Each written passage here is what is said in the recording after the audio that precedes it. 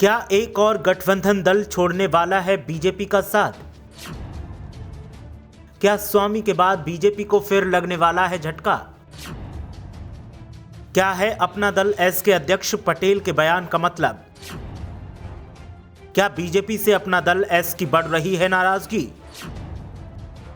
क्या ओम प्रकाश राजभर का दावा सच साबित होने वाला है? देखिए अपना दल एस और बीजेपी के बीच क्या बिगड़ रही है बात। क्या वाकई सपा प्रमुख के संपर्क में है अनुप्रिया पटेल? स्वामी प्रसाद मौर्य ने बीजेपी का साथ क्या छोड़ा कि बीजेपी के सितारे ही गर्दिश में आ गए।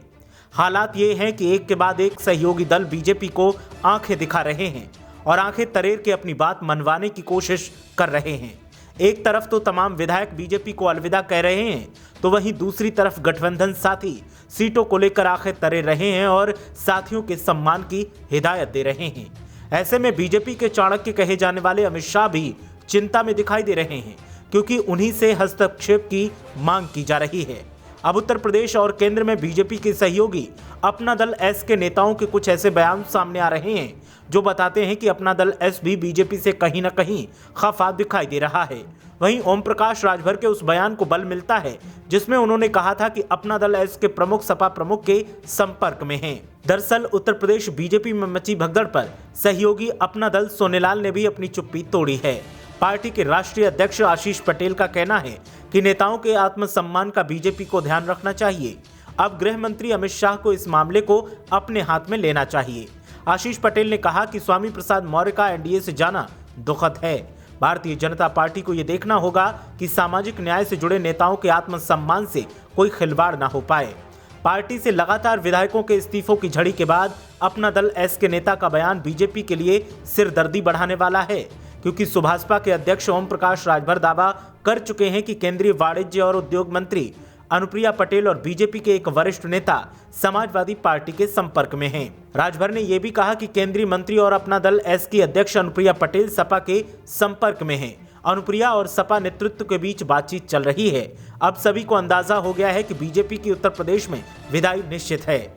ओम प्रकाश राजभर ने कहा कि बातचीत कितने आगे बढ़ गई है इस बारे में अखिलेश यादव ही कुछ कह सकते हैं। हालांकि अपना दल एस के कार्यकारी अध्यक्ष आशीष पटेल ने राजभर के बयान का खंडन कर दिया था। पटेल के मुताबिक राजभर के लिए ये जानना काफी जरूरी है कि अपना दल एस बीजेपी के नेतृत्व वाले एनडीए का हिस्सा है। बीजेपी के साथ सीट बंटवारे पर चर्चा चल रही है। इस बार पार्टी पिछले चुनावों की तुलना में ज्यादा सीटों पर चुनाव लड़ेगी। वैसे संजय निषाद की पार्टी भी बीजेपी से ज्यादा सीटों की मांग कर रही है। आरक्षण वाला मुद्दा भी लगातार उठाया जा रहा है, लेकिन अभी के लिए निषाद पार्टी बीजेपी के साथ ही रहने वाली है। उन्हीं के साथ मिलकर सरकार बनाने के दावे किए जा रहे हैं। संजय निषाद ने इतना जरूर कहा है कि बीजेपी को अपने सहयोगियों का ज्यादा ध्यान रखना चाहिए। किसी का यूं पार्टी छोड़ना ठीक नहीं है। बता दें कि उत्तर प्रदेश में विधानसभा चुनावों की घोषणा के बाद से बीजेपी को लगातार झटके पर झटके लगते जा रहे हैं। योगी सरकार में कैबिनेट मंत्री स्वामी प्रसाद मौर्य के बाद मंगलवार को 3 और भी विधायकों ने बीजेपी छोड़ दी है और फिलहाल और विधायकों के पार्टी छोड़ने की संभावना बनी हुई है।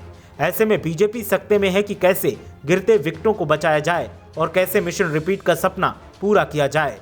उत्तर प्रदेश में फिलहाल सियासी पारा एकदम हाई दिखाई दे रहा है। अब देखना यह है कि बीजेपी कैसे खुद को संभालती है और कैसे फतह हासिल का जो दावा करती है उसे सही साबित कर पाती है।